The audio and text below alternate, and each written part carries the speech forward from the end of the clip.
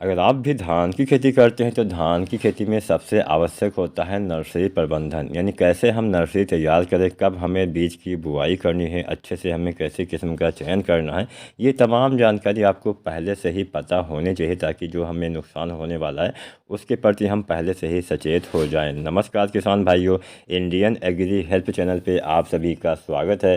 अगर आप सभी चैनल पे नए हैं तो सबसे पहले चैनल को सब्सक्राइब करें, या फिर पुराने हैं लेकिन अभी तक आपने चैनल को सब्सक्राइब नहीं किया है तो भी सबसे पहले चैनल को सब्सक्राइब करके बेल आइकन जरूर दबाएं। किसान साथियों, आज की वीडियो में हम जानने वाले हैं धान की खेती के लिए नर्सरी प्रबंधन आपको कैसे करना है, कौन कौन सी सावधानियां आपको बरतनी होती है, कौन कौन सी विशेषताएं आपको कौन कौन सी चीज़ों पर ध्यान देना होता है। ये तमाम जानकारी के लिए संपूर्ण वीडियो ज़रूर देखिएगा। बहुत ही यूजफुल वीडियो आज का आप सभी किसान भाइयों के लिए होने वाला है। चलिए ज़्यादा समय नहीं लेते हैं, वीडियो को स्टार्ट करते हैं। किसान साथियों, सबसे पहले आपको यहाँ पे कुछ पॉइंट के ऊपर बताएंगे, कुछ हम मेन बिंदु आपको बताएंगे। तो सबसे पहला मेन पॉइंट है सही बीज का चयन करना। अब सही बीज का चयन बेहद आवश्यक होता है। अब आपके क्षेत्र में कौन सी चीज़ें अच्छे से होती हैं तो आपको ही पता होगा, और अपने क्षेत्र के हिसाब से ही आपको किस्मों का चयन करना होता है। अब अपने क्षेत्र में मान लीजिए कोई किस्म आपके क्षेत्र में लगाने योग्य है तभी आपको लगाना है। ऐसा नहीं कि कोई किस्म ज़्यादा उत्पादन देती है लेकिन आपके क्षेत्र के लिए अनुमोदित नहीं है तो आप उसको अपने क्षेत्र में लगा लें, ऐसा नहीं होता है। हमेशा अपने क्षेत्र के हिसाब से ही आपको किस्मों का चयन करना चाहिए। इसके साथ साथ ज़्यादा उत्पादन देने वाली किस्मों का चयन करना बेहतर रहेगा। इसके साथ साथ जिसमें रोग बीमारियाँ कम लगती हैं, यानी जो आपकी किस्म रोग बीमारियों के प्रति सहनशील होती है, उन्हीं का चयन करना है। बेहतर अंकुरण के लिए जो सर्टिफाइड बीज होते हैं, इन्हीं का चयन आपको किसान साथियों करना होता है। बीज साफ़ सुथरा होना चाहिए, नमी से मुक्त होना चाहिए। ऐसा नहीं कि हाँ आप खुले पैकेट वाले बीज खरीद लें, बाद में उसका जमाव ही ना हो। इसके लिए क्या होता है कि बहुत सारे लोग ऐसा कर देते हैं कि हाँ बीज में मिलावट भी कर देते हैं, तो ऐसा आपको नहीं करना है। बीज को किसान साथियों आपको उपचारित भी करना होता है, फफूंदनाशी कीटनाशी से उपचारित भी आपको करना होता है, जो मैं आगे इसी वीडियो में आप सभी को मैं बता दूंगा। तो ये सबसे पहले तो आपको बीज का चुनाव करना है, इसके बाद में बीज को उपचारित करना है। आप किसान साथियों बीज को उपचारित करने के लिए जो रासायनिक तरीका होता है, इसमें किसान साथियों बहुत से बीमारी जो रोग हैं वो लग जाते हैं। जैसे आपका फफूंद रोग में ब्लास्ट हो गया, ब्राउन स्पॉट हो गया, बैक्टीरियल लीफ ब्लाइट हो गया, तमाम रोग आपके फसल में आपके जो बीज है वो शुरुआती अवस्था में ही लगना स्टार्ट हो जाते हैं। तो इसके लिए आपको बीज को उपचारित जरूर करना है। तो इसके लिए क्या करना है, सबसे पहले किसान साथियों आपको लेना है कार्बेंडाजिम जो 50 में आता है, कार्बेंडाजिम 50 SC वाला जो आता है, इसकी आपको 2 ग्राम मात्रा लेनी है। इसके साथ में आपको लेना है स्टेप्टोसाइक्लिन। स्टेप्टोसाइक्लिन की आपको 0.5 ग्राम मात्रा लेनी है, यानी आधा ग्राम मात्रा लेनी है। और इनको आपको 1 लीटर पानी में अच्छे से घोल बना लेना है। उसके बाद में बीज को उपचारित करना होता है। यहाँ पे जो हमने मात्रा बताई है वो हमने प्रति लीटर पानी के हिसाब से बताया है। कार्बेंडाजिम आपको जो 50% वाला आता है, इसकी 2 ग्राम मात्रा लेनी है। इसके साथ में स्टेप्टोसाइक्लिन जो आता है, इसकी 5 ग्राम मात्रा लेनी है, यानी आधा ग्राम मात्रा लेनी है। इसको आपको प्रति लीटर पानी में अच्छे से घोल बना लेना है और अपने बीज को 24 घंटे के लिए आपको अच्छे से इसमें भिगो के रखना होता है। अगर आप जैविक उपचार करना चाहते हैं तो जैविक उपचार भी आप कर सकते हैं, जैविक तरीके से भी बीज को उपचारित किया जाता है। तो इसके लिए किसान साथियों आपको क्या करना है, इसके लिए आपको लेना होता है स्यूडोमोनास जो आता है फ्लोरेसेंस वाला, स्यूडोमोनास फ्लोरेसेंस। इसकी आपको 10 ग्राम मात्रा लेनी है और 10 ग्राम मात्रा प्रति लीटर पानी के हिसाब से आपको घोल लेना है और प्रति किलोग्राम बीज के हिसाब से आपको रात भर भिगो के रखना होता है। इससे भी आप बीज को उपचारित कर सकते हैं।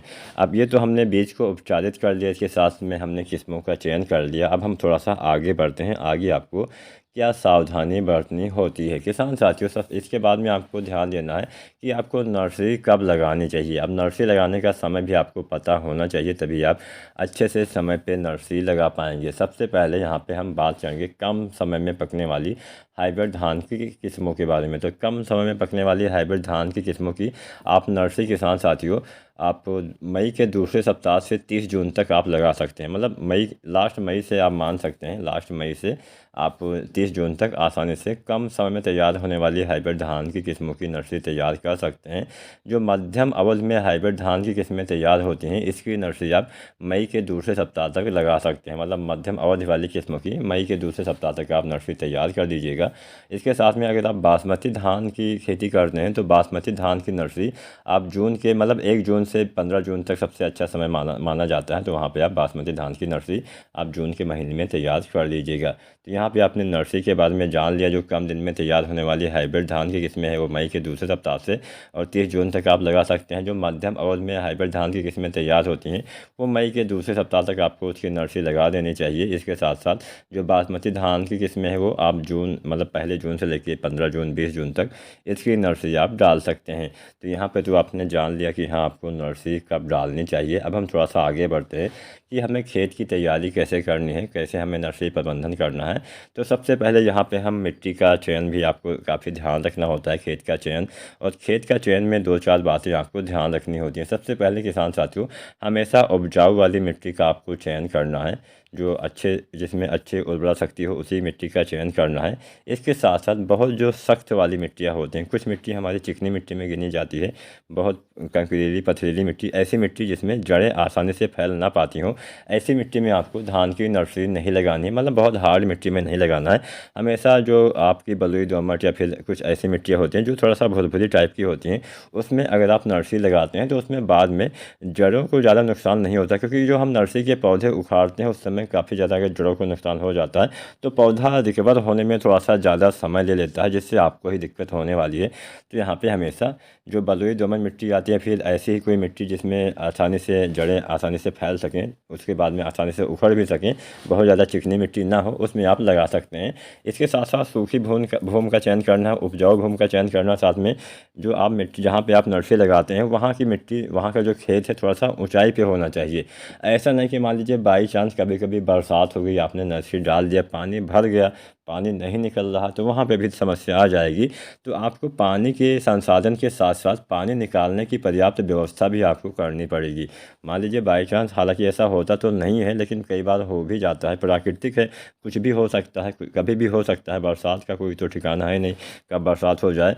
तो इसलिए किसान साथियों, हमेशा नाली बना लीजिए जिसमें पानी आसानी से निकल सके और सिंचाई के संसाधन भी आपको अच्छे होने चाहिए। ऐसी जगह पर आप नर्सरी लगाएं जहाँ पर आसानी से बगल में सिंचाई के संसाधन उपलब्ध हो, जिससे किसान साथियों कोई दिक्कतों का सामना आपको ना करना पड़े। बेड बना के हम नर्सरी लगाते हैं, आप सभी को पता ही होगा। तो किसान साथियों, जो पहला एक विधि मैं आपको बता देता हूँ जिसमें आप नर्सरी लगा सकते हैं, कैसे आपको करना है। तो पहली विधि जो हम बोलते हैं, जो सामान्यतः इस्तेमाल की जाती है, वो हम बेड विधि बोलते हैं। बेड विधि में क्या होता है कि बेड विधि में हम नर्सरी जो तैयार करते हैं वहाँ पर पानी की पर्याप्त व्यवस्था होती है। इसके साथ साथ इस विधि में जो पौधे की हम रोपाई करते हैं वो 25 से 35 दिन में आपके पौधे तैयार हो जाते हैं। नर्सरी के लिए ऐसी ज़मीन का चुनाव करना है जहाँ पे सिंचाई के साथ साथ जल निकासी की व्यवस्था हो। इसके साथ साथ आपको क्या करना है, सबसे पहले आपको खेत की अच्छे से 2 से 3 बार जुताई करवा लेनी है, जिससे मिट्टी में थोड़ा सा भुरभुरापन आ जाए। इसके बाद में 4 से 5 सेंटीमीटर ऊंची बेड का निर्माण करना है। मतलब नीचे से 4 से 5 सेंटीमीटर ऊंचाई पे आपका बेड होना चाहिए। और बिजाई के लिए 45 सेंटीमीटर लंबी क्यारियाँ आपको निर्माण करना होता है। और बिजाई से पहले 100 वर्ग मीटर में 1 किलोग्राम नाइट्रोजन, लगभग 400 ग्राम फास्फोरस और आधा किलोग्राम पोटास आपको डालना होता है। यहाँ पे हमने खाद की मात्रा भी आपको बता दिया। किसान साथियों, जब आप बीज की बिजाई करते हैं उससे पहले 100 वर्ग मीटर में आपको 1 केजी नाइट्रोजन, इसके साथ में आपको किसान साथियों 400 ग्राम फास्फोरस और इसके साथ में आपको आधा किलोग्राम पोटास डालना होता है। इतनी मात्रा पर्याप्त रहेगी। किसान साथियों, जो आप बेड तैयार करते हैं तो वहाँ पे 1 मीटर की जगह में आपको 50 से 70 ग्राम सूखे बीज के आधार पे बुआई करनी चाहिए। पहले कुछ दिनों तक क्यारियों में सिर्फ नमी रखनी चाहिए, ऐसा नहीं कि पानी भर के रखिए। जब आपके पौधे जो होते हैं 2 सेंटीमीटर के हो जाएं, जब जमाव 2 सेंटीमीटर का हो जाए, तब आपको क्यारियों में पानी भरना चाहिए। 6 दिन के बाद फिर से आपको प्रति 100 वर्ग मीटर लगभग 300 से 600 ग्राम आपको लेना है किसान साथियों नाइट्रोजन। इसके साथ में इसकी आपको टैबलेटिंग कर देनी है। और 20 से 25 दिन के बाद जब पौधे में 4 पत्तियां हो जाएं, तब आपको पौधे की रोपाई कर देनी चाहिए। इस विधि में बीज की मात्रा कम लगती है, वहीं रोपाई के लिए पौधे निकालना थोड़ा सा आसान होता है। इसके अलावा भी बहुत सारी विधियाँ होती हैं। अगर आप ऐसे किसी इलाके से हैं जहाँ पे पानी की अच्छी व्यवस्था नहीं है, पर्याप्त व्यवस्था नहीं है, तो वहाँ पे ड्राई बेड विधि हुई होती है, वहाँ पे आप इस विधि से भी लगा सकते हैं। इसके अलावा डोपोक मेथड होता है। इसके साथ में बहुत सारी विधियाँ होती हैं, SRI विधि होती है। तो ये तमाम विधि है जिसके माध्यम से आप लगा सकते हैं। फ़िलहाल सबसे ज़्यादा जो हमने पहले आपको बताया कि बेड विधि, इसमें सबसे ज़्यादा मात्रा में किसान साथी लगाते हैं, यही विधि का चयन करते हैं। इसके साथ साथ अब हम जान लेते हैं धान की रोपाई कब करनी है, मतलब नर्सरी से पौधे कब उखाड़ने तक कब आपको लगाना चाहिए।